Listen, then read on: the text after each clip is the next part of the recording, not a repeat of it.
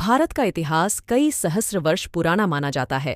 63 साल पहले आधुनिक मनुष्य या होमोसेपियंस अफ्रीका से भारतीय उपमहाद्वीप में पहुंचे थे, जहां वे पहले विकसित हुए थे। सबसे पुराना ज्ञात आधुनिक मानव आज से लगभग 30,000 वर्ष पहले दक्षिण एशिया में रहता है। 6500 ईसा पूर्व के बाद खाद्य फसलों और जानवरों के वर्चस्व के लिए सबूत, स्थायी संरचनाओं का निर्माण और कृषि अधिशेष का भंडारण मेहरगढ़ और अब बलूचिस्तान के अन्य स्थलों में दिखाई दिया। ये धीरे धीरे सिंधु घाटी सभ्यता में विकसित हुए। दक्षिण एशिया में पहली शहरी संस्कृति, जो अब पाकिस्तान और पश्चिमी भारत में 2500-1900 ईसा पूर्व के दौरान पनपी। मेहरगढ़ पुरातात्विक दृष्टि से महत्वपूर्ण स्थान है, जहां नवपाषाण युग 7000 ईसा पूर्व से 2500 ईसा पूर्व के बहुत से अवशेष मिले हैं।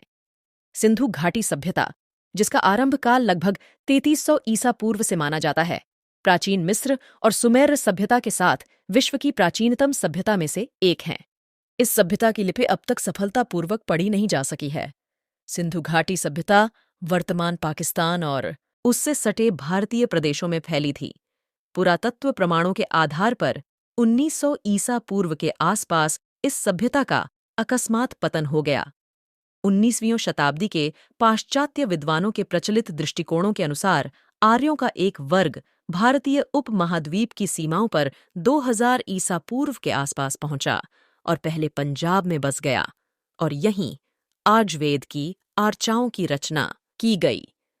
आर्यों द्वारा उत्तर तथा मध्य भारत में एक विकसित सभ्यता का निर्माण किया गया, जिसे वैदिक सभ्यता भी कहते हैं।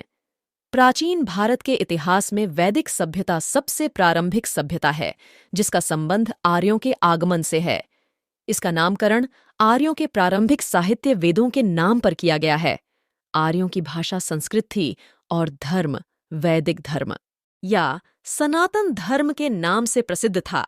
बाद में विदेशी आक्रांताओं द्वारा इस धर्म का नाम हिंदू पड़ा। वैदिक सभ्यता सरस्वती नदी के तटीय क्षेत्र, जिसमें आधुनिक भारत के पंजाब, भारत और हरियाणा राज्य आते हैं, में विकसित हुई।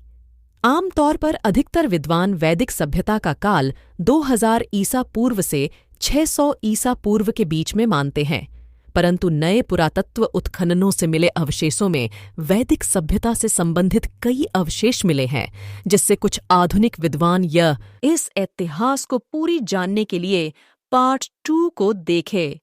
धन्यवाद।